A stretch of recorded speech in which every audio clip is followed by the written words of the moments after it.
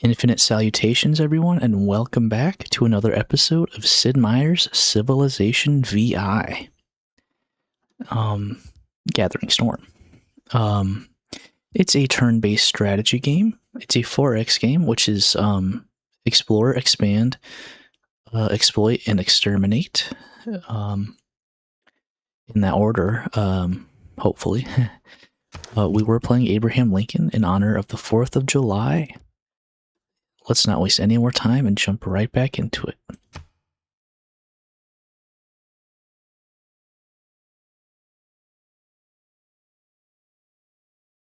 From the first stirrings of life beneath water, to the great beasts of the Stone Age, to man taking his first upright steps, you have come far.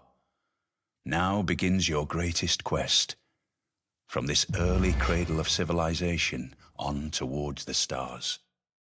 Abraham Lincoln, you rose to the challenge as your country tore itself asunder. Seize the power of a new, younger world, one built on rail and steam, on progress and liberty, and break apart the chains of bondage. Great emancipator, in this new time of strife and division, the time has come to unite your people once again.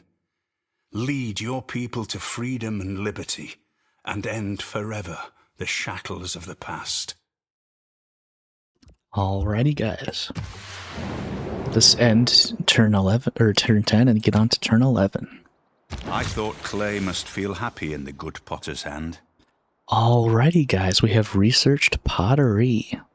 This unlocks the granary building, which gives +1 food and +2 housing, which I may be building in Washington soon.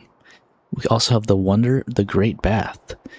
Floodplain tiles along the river containing the Great Bath are now immune to flood damage, though food and production bonuses from flooding drop by 50%.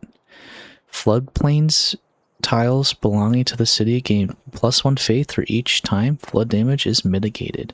It must be built on a floodplains tile, and it also gives +3 housing and +1 amenity. In addition, we can now harvest bonus resources improved by farms. Alrighty, guys. Let's learn more about pottery to maximize how we can use this technology. Historical context. The art or craft of the potter, the skill of creating ceramic items. In other words, making things out of mud. With pottery, objects, sometimes useful, are shaped out of clay, then placed in an oven and subjected to high temperatures. The resulting product is extremely brittle, but also airtight, and more or less impervious to corrosion, oxidation, infestation, and other decay. The earliest pottery objects found include jugs and containers to hold liquid or grain, and some really ugly statuettes. It's not nice.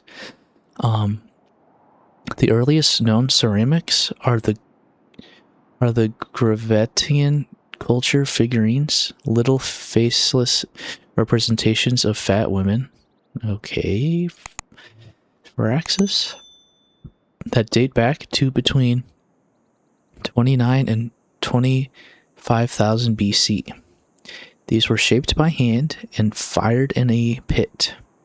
Somewhere around 12,000 years ago, clever folk figured out that day, often mixed with sand, grit, crushed shells, or bones, could be used to make some more useful items: pots, cups, plates, bowls, storage jars, and so forth.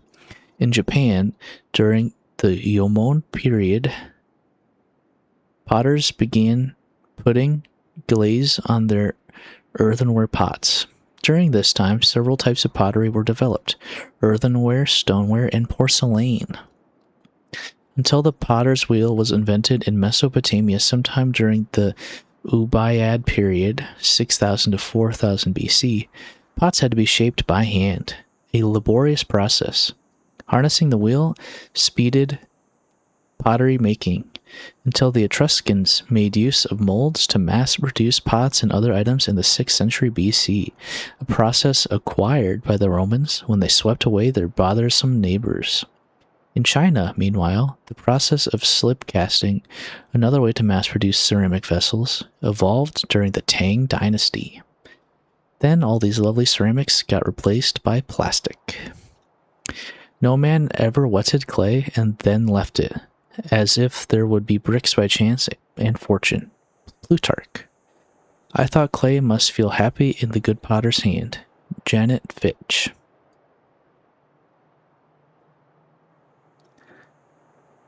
Alrighty, guys. Now we choose our next technology. I think writing's the best choice because we're not going to be building because we're going to be building a granary. So we're not going to be building workers, not going to be building settlers. So we don't need to mine anything. We don't need to animal husband anything, but we do need to write things. So this, all right. This, okay. This scout will go here and then travel northward.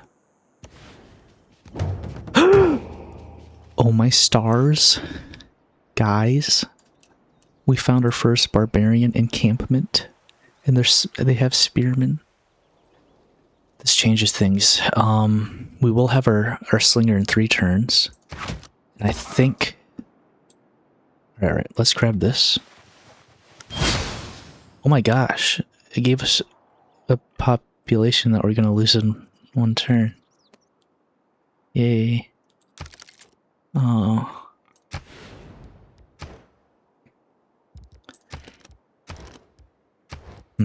Oh well. And this scout will go in this direct ion.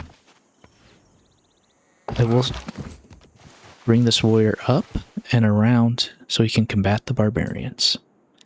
He will cross the Great Basin Desert and over Lake Okeechobee.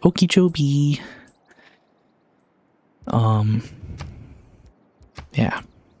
So I think it's time to finally address the food problem in Washington. What on earth do we do? I think the choice is clear. Oh wait, if I switch to like this, will it still starving?